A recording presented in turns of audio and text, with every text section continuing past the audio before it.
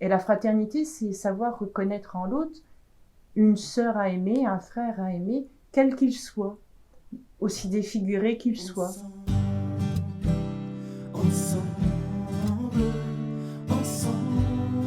Et donc, je m'appelle Claire Blandine, je suis clarisse depuis 15 ans. Alors moi, c'est sœur Elisabeth Marie. Je suis entrée la même année que Claire Blandine ici dans la communauté. Ça va faire bientôt 16 ans.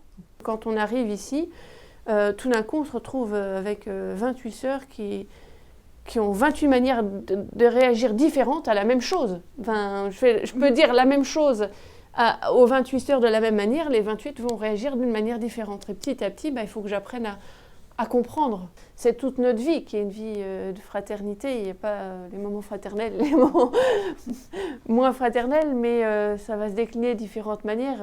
D'abord, le premier lieu, ça va être bien sûr la prière ensemble à la chapelle. Les repas aussi, qui sont toujours pris ensemble. Après, il y a le partage fraternel, bien sûr, la récréation. Et puis, un temps très important aussi, ça va être le lundi après-midi, le chapitre, qui est un temps où toute la communauté se réunit pour discuter ensemble de tout ce qui fait notre vie. Ça va être aussi bien des questions de liturgie que des questions de cuisine, que des questions d'Internet. Puis, un autre moment aussi, c'est important, c'est le chant, fraternité. Et puis, du pardon, voilà, le pardon communautaire, une fois par semaine. On se retrouve toute la communauté et chacune demande pardon pour ce en quoi elle a pu blesser la vie de la communauté d'une manière ou d'une autre. C'est pas une confession, mais c'est ce qui a été public. Ce qui est beau, je trouve, dans notre vie, c'est qu'on a un lieu et un temps. Si on n'arrive pas à aller voir la sœur directement, parce que ça, voilà, il y a quand même un lieu et un temps qui est donné pour pouvoir dire, sœur un tel, je te demande pardon, j'ai manqué de patience.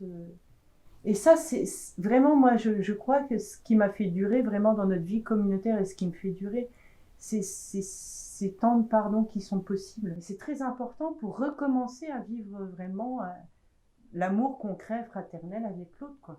Et ce moment-là, c'est pas un moment d'explication. Non. C'est vraiment, c'est chacune dit, et il y a pas de, c'est pas un moment de dialogue.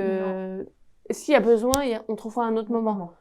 Mais c'est pas à ce moment-là. Là, c'est vraiment chacune qui se remet en vérité devant ses sœurs, en fait, simplement. Mais moi, par exemple, je suis responsable de l'atelier hostie.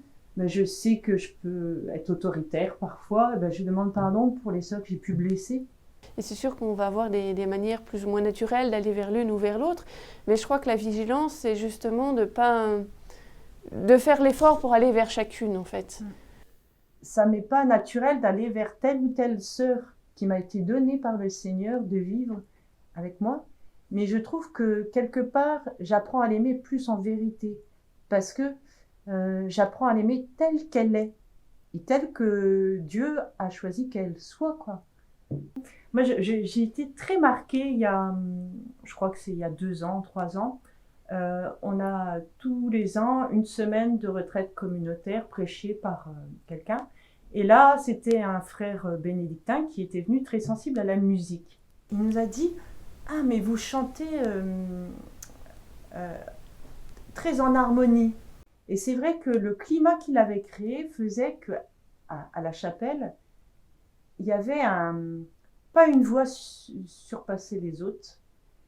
Et moi, ça m'avait beaucoup marqué parce que je me dis, mais des fois, c'est pas comme ça, j'arrive à la chapelle, je suis fatiguée, donc je donne pas ma voix. Ou alors, j'en ai marre avec telle sœur quelque part, et puis je vais monter ma voix. Enfin, je m'aperçois que, par exemple, le chant, c'est aussi un lieu où ça dit la qualité de vie qu'on a fraternellement.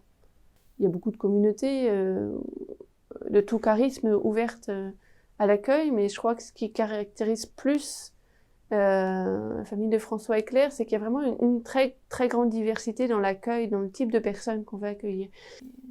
Des personnes simplement qui viennent pas à l'hôtellerie, mais qui viennent quêter à la porte. Et pour moi, c'est important parce que ça me met en communion très concrète avec tout notre monde. Et moi, je suis pas ici pour une partie du monde, je suis là pour tout le monde. Enfin... N'importe qui sonne à la porte, on l'accueille, on essaye avec le sourire. Ces dernières années, l'après-midi de Noël, oui, on a accueilli des personnes seules et en grande précarité. Mais c'était juste un moment gratuit parce qu'il n'y avait pas grand-chose. Hein. On les accueillait en début d'après-midi par un café, quelque chose. Après, on chantait des chants ensemble, on faisait des petites scénettes pour les réjouir, pour les faire entrer un petit peu dans le mystère de Noël. Et on terminait par un goûter. Oui, on peut en terminer par un temps de prière à la chapelle. Et le temps de prière à la chapelle, qui m'a toujours saisi, ce temps de prière, hein, toutes les années on l'a fait. Je me dis, dans la chapelle, il y a vraiment à ce moment-là... toute la misère et toute la joie du monde. Toute la misère et toute la joie du monde. C'est vraiment... Et ça me dit, oui, l'accueil fraternel du tout autre. Ensemble, ensemble.